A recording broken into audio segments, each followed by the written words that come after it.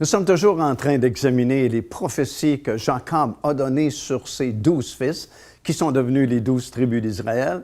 Et nous regardons également aux paroles prophétiques que Moïse a données sur les 12 tribus d'Israël juste avant la conquête du pays de Canaan. Aujourd'hui, nous voulons parler de la tribu de Dan et les paroles qui ont été données sur les fils de Dan. Après Ruben, bien sûr, le premier-né, ensuite Siméon, Lévi et Juda, un 5e fils est né à Jacob, non pas de Léa, cette fois-là, comme les autres précédents, mais de Bilha, la servante de Rachel. Alors, nous lisons dans Genèse chapitre 30 et les 6 premiers versets ces paroles. Lorsque Rachel vit qu'elle ne donnait point d'enfant à Jacob, elle porta envie à sa sœur et elle dit à Jacob, « Donne-moi des enfants ou je meurs. » La colère de Jacob s'enflamma contre Rachel et il lui dit, « Suis-je à la place de Dieu qui t'empêche d'être féconde? » Elle dit, « Voici ma servante Bilha, va vers elle, qu'elle enfante sur mes genoux et que par elle j'ai aussi des fils. » Et lui donna pour femme Bilha, sa servante, et Jacob alla vers elle. Bilha devint enceinte et enfanta un fils à Jacob, et Rachel dit, « Dieu m'a rendu justice, il a entendu ma voix, et il m'a donné un fils. » C'est pourquoi elle l'appela du nom de Dan, nom qui signifie « juge ». Alors, comme nous allons le constater au cours de cette émission, la tribu de Dan a été une tribu très particulière et en réalité, ils ont été rebelles et idolâtres depuis le tout début, finalement. Le mot lui-même, le nom Dan, signifie « juge » et nous allons voir comment ils ont été très forts et très puissants et très même violents, se sont même emparés d'un autre territoire qui ne leur était pas donné en héritage parce qu'ils trouvaient que le territoire qu'ils avaient hérité était difficile à contrôler et très petit, et ils se sont emparés de force d'un autre territoire, comme nous allons le voir dans quelques minutes. La bannière de la tribu de Dan, c'était un serpent ou une balance, et Dan a été rusé justement comme un serpent, mais de lui est sorti Samson, qui fut un juge très puissant, très fort en Israël.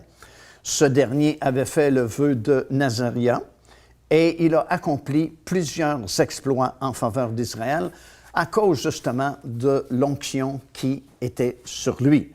En réalité, c'est l'onction qui fait toujours la différence. L'onction, c'est vraiment le pouvoir que Dieu donne à une personne d'accomplir les choses qu'il lui a demandé de faire. L'onction, c'est comme quelque chose qu'on ne peut pas toucher, qu'on ne peut pas voir avec nos yeux physiques, mais nous pouvons la ressentir. Nous pouvons savoir si quelqu'un opère sous l'onction de Dieu ou l'onction du Saint-Esprit ou non. Et c'est ce qui fait vraiment la différence entre deux personnes. Vous pouvez avoir deux prédicateurs et un prédicateur a l'onction de Dieu et vous le ressentez. L'autre peut prêcher très bien, mais vous ne ressentez pas l'onction du Saint-Esprit sur lui. C'est la même chose avec deux personnes qui vont chanter. Une personne peut avoir beaucoup de talent pour chanter, mais vous ne ressentez pas beaucoup, pas d'onction du Saint-Esprit sur cette personne-là. Tandis qu'une autre personne, quelquefois, peut avoir moins de talent, mais une onction vraiment pour chanter, ça fait vraiment toute la différence. L'onction nous permet d'accomplir les choses que Dieu nous demande de faire. Et lorsque l'onction est en action et manifestée, ça va toucher les cœurs. Si l'onction n'est pas là, c'est plutôt intellectuel. On va voir le talent d'une personne, le talent d'un orateur, mais ça ne touche pas vraiment le cœur de la personne.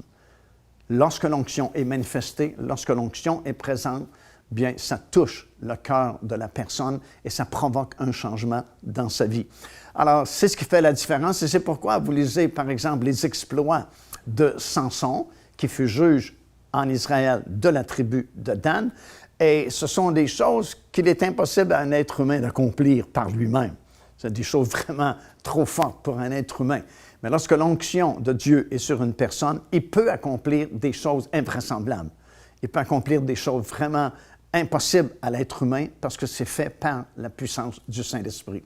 Jésus lui-même va dire dans Luc chapitre 4 et le verset 18, alors qu'il est dans la synagogue de la ville où il a grandi, la ville de Nazareth, il va dire ceci, « L'Esprit du Seigneur est sur moi, parce qu'il m'a oint pour annoncer une bonne nouvelle aux pauvres, annoncer une année de jubilé, et ainsi de suite. » Alors, même le Seigneur Jésus-Christ opérait son ministère avec l'onction du Saint-Esprit, et c'est ce qui fait, encore une fois, toute la différence. C'est la raison pour laquelle Samson a pu accomplir tous ces exploits extraordinaires jusqu'à transporter sur ses épaules les portes d'une ville. Alors, imaginez, c'est impossible à un être humain, naturellement, de faire une chose semblable, mais lorsque l'onction agit, on peut accomplir des exploits au nom de l'Éternel.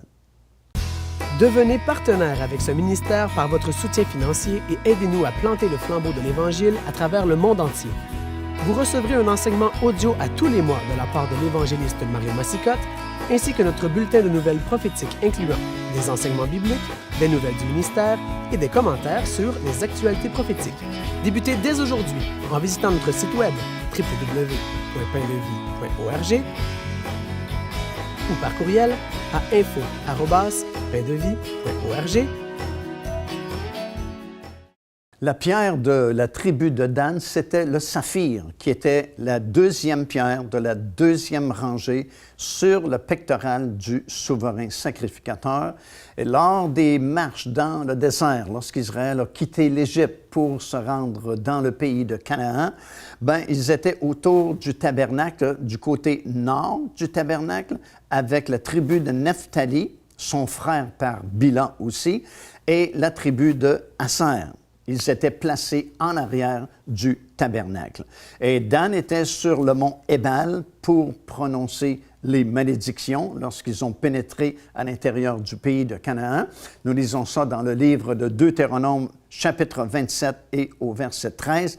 Et un type du nom de Amiel fut un des 12 espions, celui qui représentait la tribu de Dan, qui avait été envoyé pour savoir comment prendre le pays de Canaan.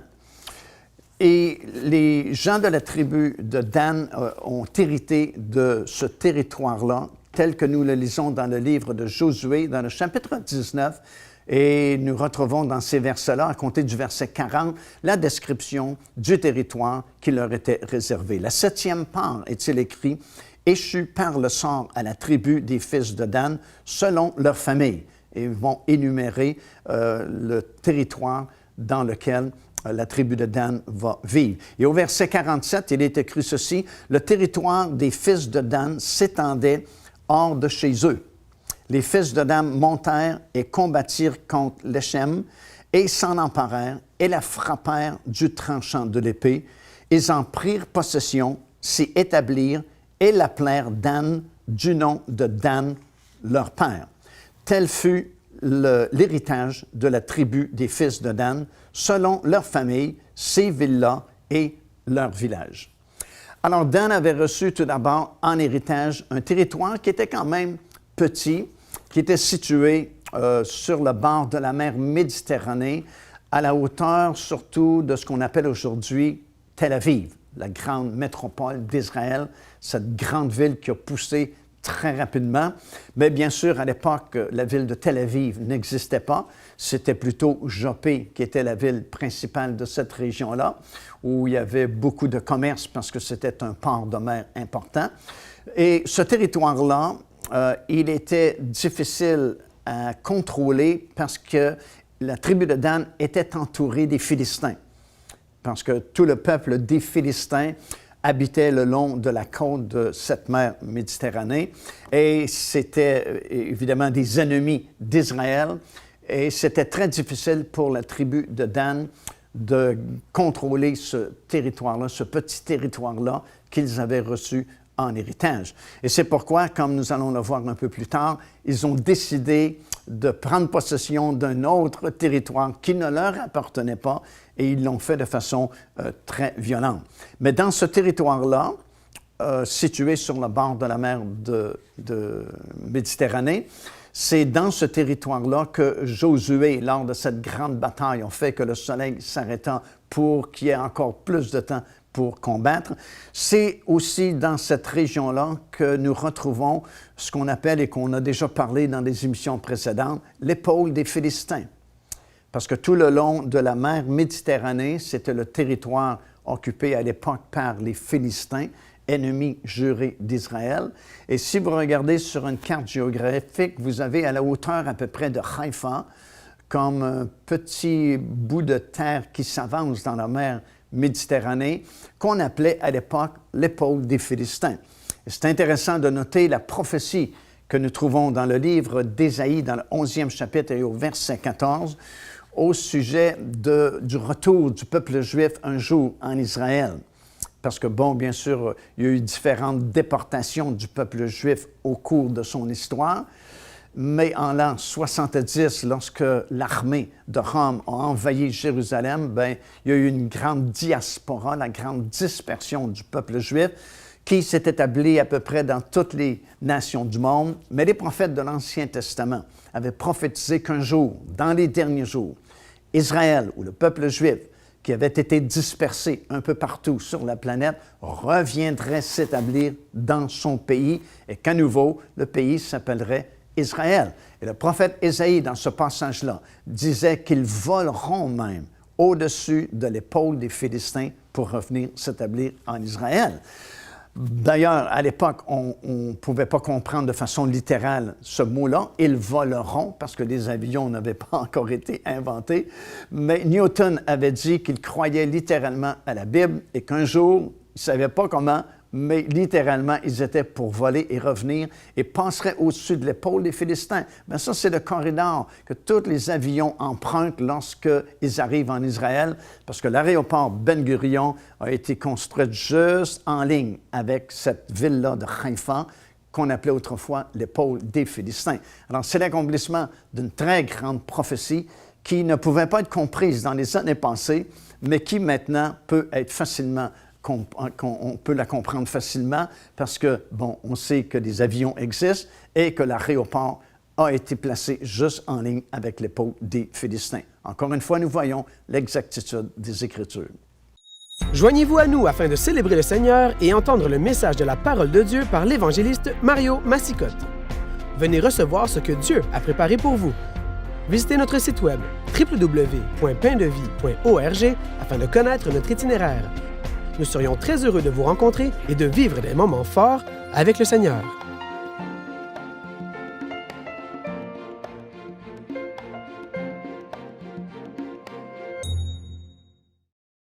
Déjà depuis plusieurs années, les émissions de télévision, les actualités prophétiques sont diffusées un peu partout sur cette planète et des dizaines de milliers de personnes les ont vues et ont été bénies.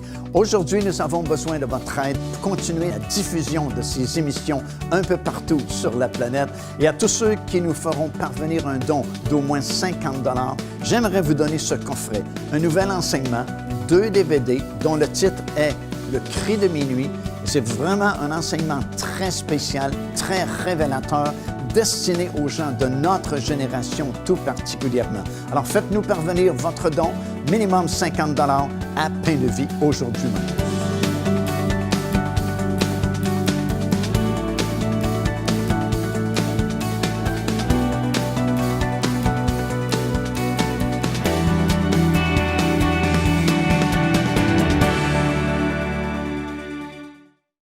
Malgré que c'était un petit territoire qu'ils avaient reçu en héritage le long de la mer Méditerranée, à la hauteur surtout de Tel Aviv, comme nous l'appelons aujourd'hui, il y avait quand même des villes intéressantes et des villes importantes, comme Joppé.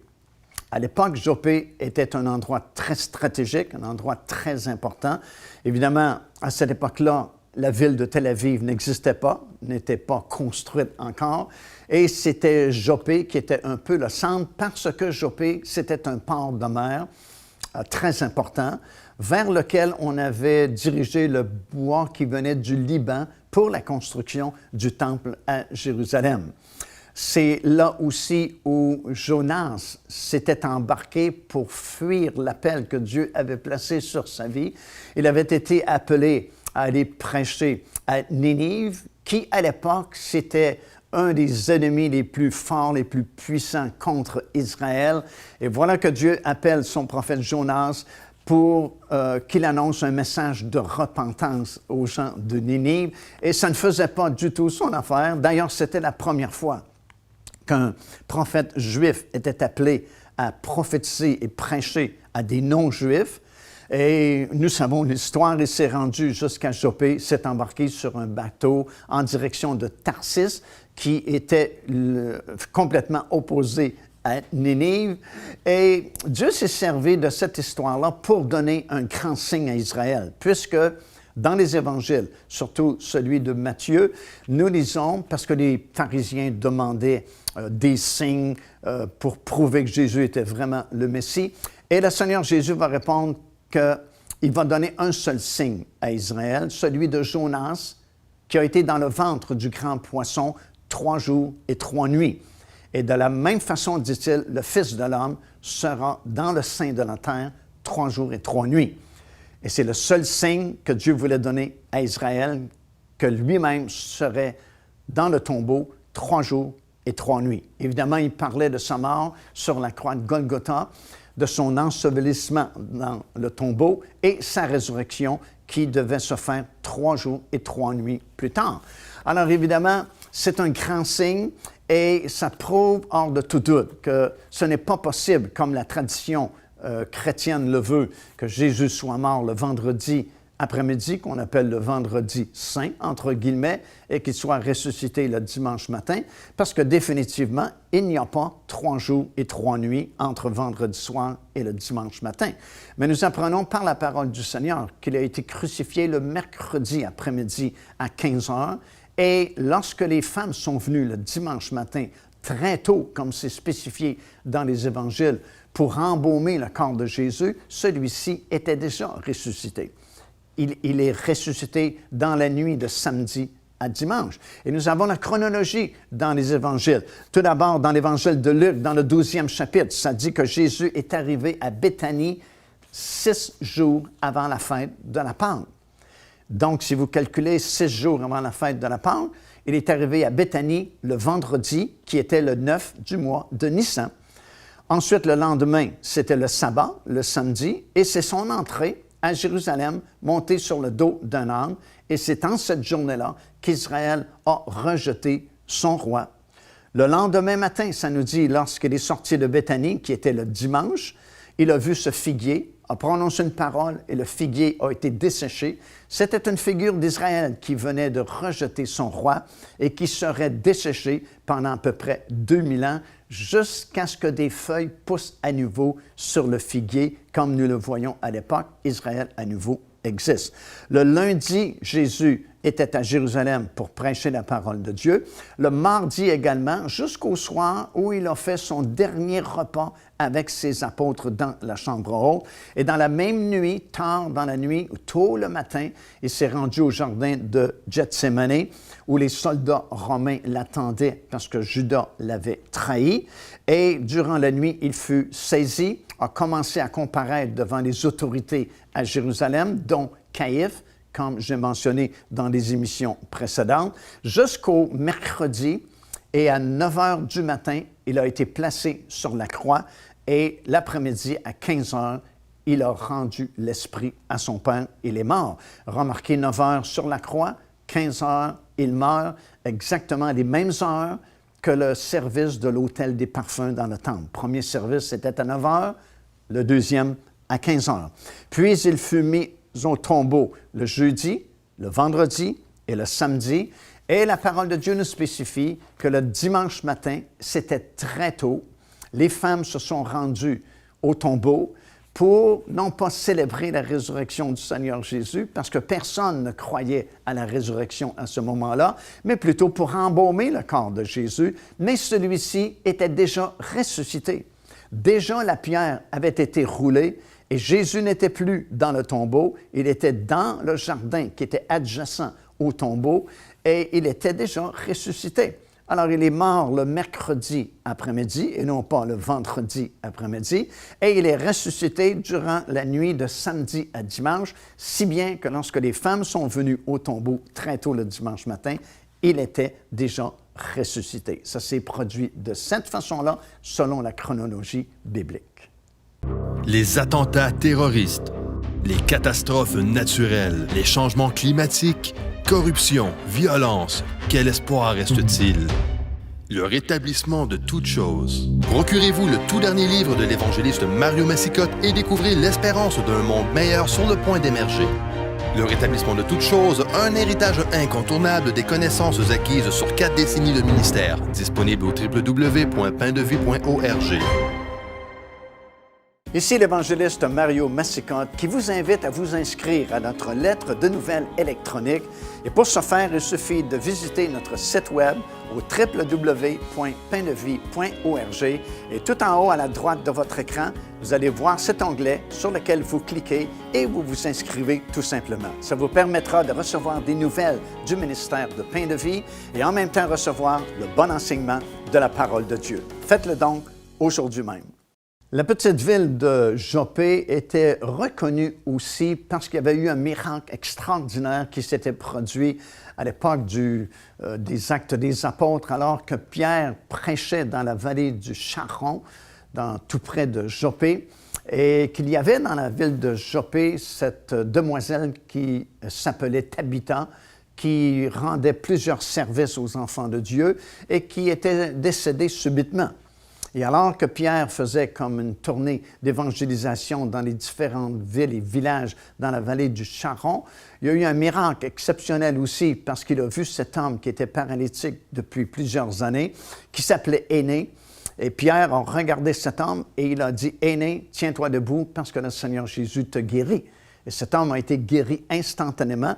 La nouvelle s'est répandue dans les villes et les villages aux alentours de Joppé et de cette ville de Lyde, et des milliers de personnes sont venues à la connaissance du Seigneur parce que la Bible dit tous les gens, sans exception, de ces villes et de ces villages se sont convertis au Seigneur Jésus-Christ.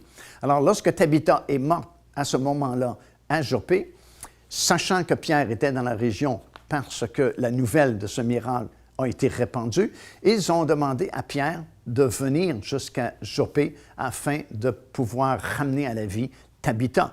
Et c'est ce qui s'est produit. Pierre s'est déplacé jusqu'à Joppé et il a ressuscité Tabitha. Elle est revenue à la vie et il y a eu une grande joie, évidemment, dans la ville de Joppé. Au même moment, Pierre a logé chez une personne qui s'appelait Simon le Corroyeur, quelqu'un qui travaillait le cuivre, dont la maison, dit la Bible, était située tout près de la mer. Et encore une fois, lorsque nous visitons Israël avec un groupe, nous nous rendons toujours à Joppé et nous voyons encore ce qui représentait la maison de Simon le Corroyeur à l'époque, qui effectivement est située près de la mer Méditerranée. Et vers l'heure du midi, Pierre était sur le toit de la maison de Simon le Corroyeur et il y a eu cette vision telle que nous lisons dans le livre des Actes des Apôtres, alors que cette nappe est apparue contenant des animaux impurs, et une voix s'est fait entendre disant à Pierre, « Lève-toi, tue et mange ces animaux. » Et Pierre opère encore sous la loi de l'Ancien Testament, et il ne veut pas manger ces animaux qui sont considérés impurs selon la diète que Dieu avait donnée au peuple juif dans l'Ancien Testament. Et finalement, on connaît l'histoire, c'est que quelques kilomètres plus haut, à Césarée-Maritime, il y a ce premier non-juif qui s'appelait Corneille, qui était un Italien, qui a reçu la visite d'un ange qui lui a dit « Dieu a entendu tes prières et il te fait dire d'envoyer chercher un certain Simon-Pierre qui loge dans la maison de Simon le Corroyeur, qui est situé tout près de la mer à Joppé. Lui te donnera des paroles par lesquelles tu pourras être sauvé. » Preuve encore une fois que les anges ne peuvent prêcher l'Évangile. L'Évangile, bien, c'est la mission de l'Église du Seigneur Jésus-Christ. C'est sa responsabilité d'annoncer le message de la bonne nouvelle. Alors, Corneille a envoyé ses serviteurs jusqu'à Joppé, demandant à l'apôtre Pierre de venir chez lui et de lui annoncer ces paroles par lesquelles il pourrait être sauvé. Et à compter de ce moment-là, la vision et la mission de l'Église va changer. Parce que jusqu'à ce moment-là, les premiers disciples, qui étaient tous juifs, avaient compris le message de la bonne nouvelle, l'Évangile du Seigneur Jésus-Christ, comme s'adressant aux Juifs seulement. Alors, jusqu'à ce moment-là, on n'a pas prêché l'Évangile à ceux qui étaient non-juifs. Ils avaient compris le message, aller par toutes les nations du monde et prêcher la bonne nouvelle aux Juifs seulement. Et il a fallu que Dieu puisse intervenir parce qu'évidemment, Seigneur Jésus-Christ, lorsqu'il a donné sa vie sur la croix de Golgotha, il ne l'a pas fait uniquement pour le peuple juif, mais la Bible dit bien que c'est pour quiconque croirait. Quiconque invoquera le nom du Seigneur sera sauvé. Et Dieu ne pouvait pas ne pas intervenir parce qu'ils avaient compris le message différemment et gardaient le message de l'Évangile uniquement pour le peuple juif. Et à partir de ce moment-là, lorsque Pierre s'est déplacé jusque dans la maison de Corneille, à Césarée-Maritime, située également sur le bord de la mer Méditerranée, c'était la première fois qu'un apôtre du Seigneur Jésus-Christ annonçait la bonne nouvelle, l'Évangile du salut à quelqu'un qui n'était pas un Juif. C'est remarquable parce que c'est à Joppé aussi que Jonas a été envoyé pour la première fois, un prophète juif envoyé pour la première fois prêcher la repentance à des non-juifs. Et c'est également à Joppé que la mission de l'Église a changé de direction et que pour la première fois, on a prêché l'Évangile à un non-juif. Évidemment, Corneille et toute sa maisonnée, ils ont accepté le Seigneur Jésus-Christ, mais plus que cela, ils ont tous également été baptisés du Saint-Esprit. Et Pierre fut tellement étonné parce que par la conviction qu'il avait reçue de cette vision que le Seigneur lui avait donnée, il avait bien compris que le salut, ce n'était pas exclusivement pour les Juifs, mais il n'était pas prêt à concéder le baptême du Saint-Esprit. Mais Dieu l'a comme pris par surprise et toute sa maisonnée à Corneille, ils ont été baptisés du Saint-Esprit parce que Pierre dit, nous les entendons prêcher, parler en langue. Alors c'est pour vous encore aujourd'hui, le salut est disponible et aussi le baptême du Saint-Esprit. Procurez-vous cet enseignement disponible dès maintenant sur notre site web au www.paindevie.org. En visitant notre boutique web, vous pourrez commander ou même télécharger les enseignements. Vous trouverez aussi plusieurs autres produits contenant des centaines de sujets pour votre édification. Car Dieu a tant aimé le monde qu'il a donné son Fils unique, afin que quiconque croit en lui ne périsse point, mais qu'il ait la vie éternelle. Téléchargez gratuitement l'enseignement « Le salut, c'est quoi ?» en visitant notre site web www.paindevie.org et recevez la grâce merveilleuse que Dieu vous offre.